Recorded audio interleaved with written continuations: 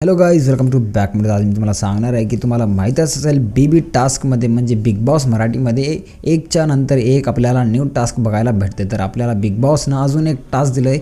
यामध्ये टीम ए आणि टीम बीचे कॉन्टेस्टंट एक दुसऱ्यासोबत भिडणार आणि आपली कॉम्पिटिशन जिंकण्याची म्हणजे कोशिश करणार. तर आपल्याला बेबी फार्मिंग हे टास्क बघायला भेटले. तर त्याच्यामध्ये सूरज दादाची जी टीम होती त्यांनी म्हणजे एवढं ॲग्रेसिव्ह होऊन एवढा रागात बोललं आणि एवढे रागात म्हणजे ते कॉम्पिटिशन जिंकायची प्रयत्न केलं की आपले सगळे कॉन्टेस्टंट परेशान झाले. म्हणजे सूरज आत्तापर्यंत एवढा रागात कधी दिसला नव्हता. तेवढं म्हणजे झिडकी देऊन डायरेक्ट बोलू लागला. तुम्हाला काय वाटतं की सूरजचं असं बिहेवियर बरोबर आहे किंवा नाही हे मला कमेंट करून सांगा. आणि तुमचं डॅडवाले फॅन तुम्ही कोणाचे आहेत, सूरजचे आहेत की अभिजित, अरबाज पटेल वगैरे वगैरे कोणाचे हे बी पण मला कमेंट करून सांगा.